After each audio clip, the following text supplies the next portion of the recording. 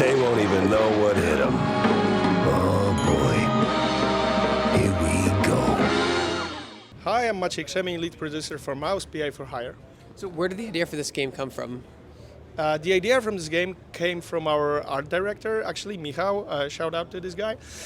Anyway, a couple of years ago, he stumbled upon a single picture posted online. It was a BioShock fan art, but it was drawn in this rubber hose animation style.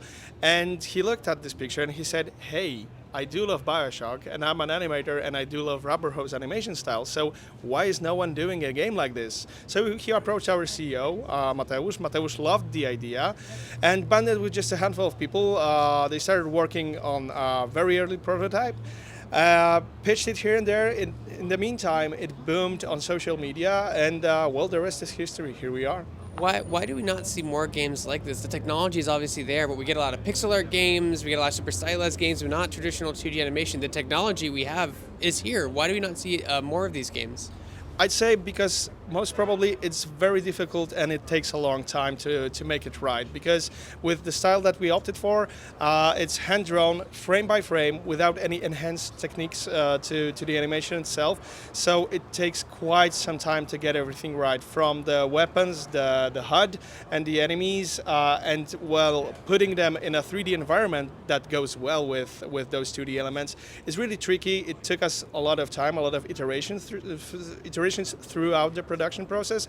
So I suppose that because of the difficulties and finding right people for the job, it's not that popular. Right, because in a 3D model, if you need something reanimated, you just re-rig it and fix it. 2D, it's you start over, completely over. Yeah, so for example, if we did not know the parameters of, say, reloading a certain weapon, we would not be able to animate this.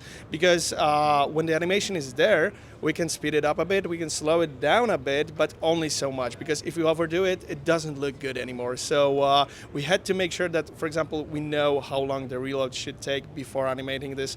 So, sometimes the design has to be sped up in some areas to get the animation done properly. So yeah, it is difficult. How do you guys work with temp assets when you're making the game? Because obviously the assets can't be 100% animated or done because it's traditional 2D style. Like, how do you guys do that? Do you use sketches, placeholders?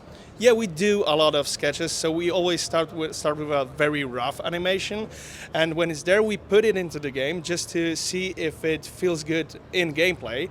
And when we are set on that being good, then we pursue this further. We do the detailed animation, we add the color to it. So yeah, we always start with very rough stuff, and then we move on from there. So when does your game come out? What platforms are you aiming for at launch? Yeah, so obviously, just like we've announced so far, PC and consoles.